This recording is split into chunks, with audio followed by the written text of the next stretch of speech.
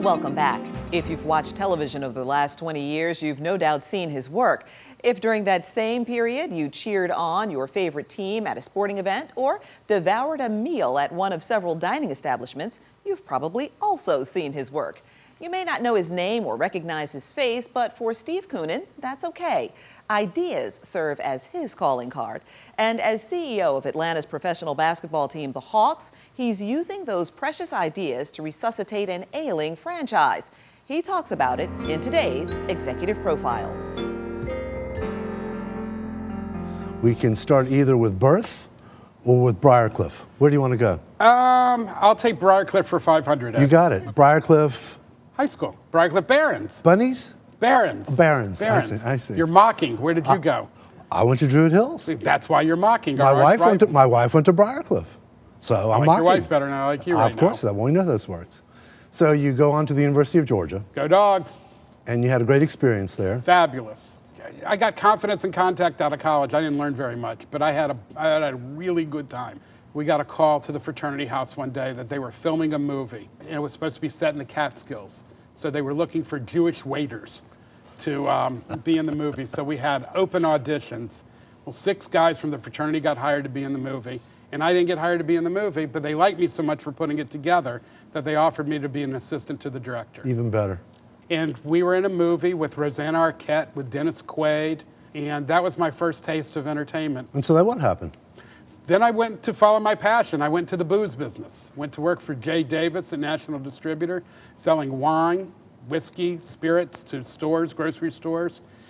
And I did that for a couple of years, and if you do a good job, then a distillery picks you up. So I got hired by Hiram Walker out of Walkerville, Ontario, Canada. And one day I got a phone call from the president of the company. I was 27 years old, recently married, and he offered me to move to headquarters to be vice president of marketing worldwide. Very big job, but it was in Walkerville, Ontario, Canada. So I declined and said, I'll just stay here for a while and we'll revisit. And that's when I learned about reorganizations. No, we're restructuring the company, your job's been eliminated. So I was unemployed. I saw a phenomenon happening. And I picked up the phone and dialed 676-2121. And it was worldwide headquarters for Coca-Cola. And I said, Director of Marketing, please. And I introduced myself and I said, I've recently been in the spirits business. And I see a big opportunity for Coca-Cola. Mothers Against Drunk Driving's forming, designated drivers forming, and I think I can grow your business in the bar and tavern segment by using Coke as a beverage of choice. He invited me in, he hired me, and I had 14 spectacular years doing 13 different jobs, from developing and creating the Coke Polar Bears to running worldwide sports and advertising, and it was great. Tell the Spud Webb story. My first day of work, there was a very strategic issue going on in the food service business that Coke supplied. It was the chicken crisis of '86. It's when the white meat chicken went from 50 cents a pound to over $5 a pound. And so churches needed an idea to help them sell less desirable pieces to their customers. I created the Spud Webb meal. Now, Spud Webb was 5'5", he could fly, slam dunk champion. So it was a box of wings, spuds, potatoes, and a small Coke. And the exact opposite of him was the Minute Bowl meal. It was a box filled with legs, large Coke, large French fry. Churches bought it, grew their business 30%, and I learned ideas could be my currency, and I've used them ever since. So you move on from Coca-Cola after, what? 14 years. 14 years at Coca-Cola. I go to Turner. I was a very odd pick to run TNT, but Terry McGurk and Steve Heyer, who were running Turner at the time, knew that they had to create brands. And that's what I was hired to do. And we made TNT, the leading drama brand, the first and only network dedicated to drama, and TBS, a very funny network. Koonin. 2010, first time I met him, Koonin. He was hooked and so was I. Conan O'Brien is one of the rare talents in all of entertainment. Brilliant guy, put in a horrible situation, needed to work with people who valued him.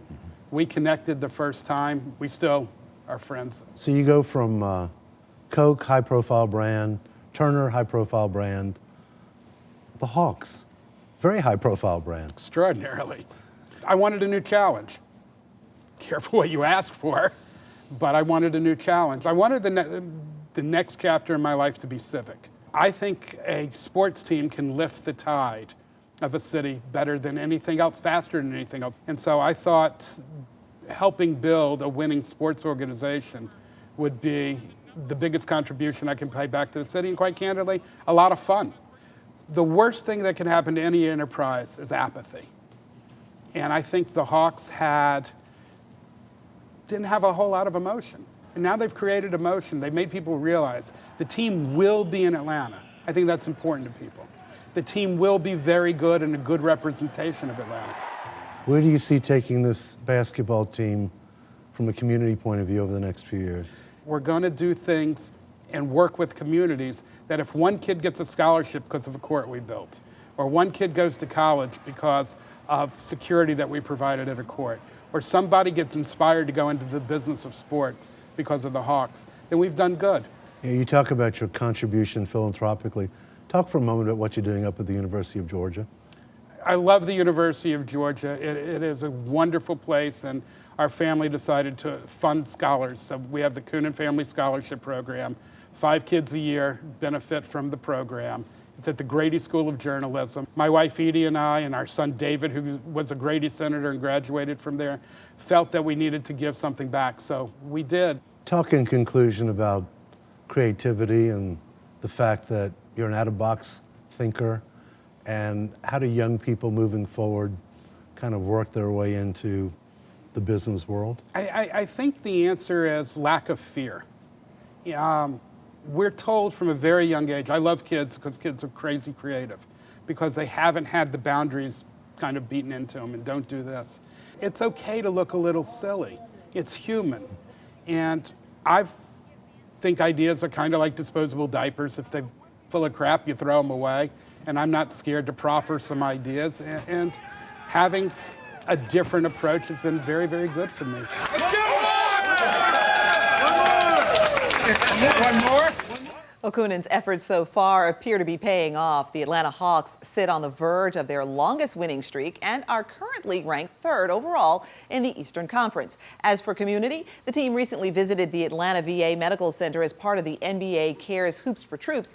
They also stopped by Kroger in the Edgewood District, where they greeted fans and gifted customers.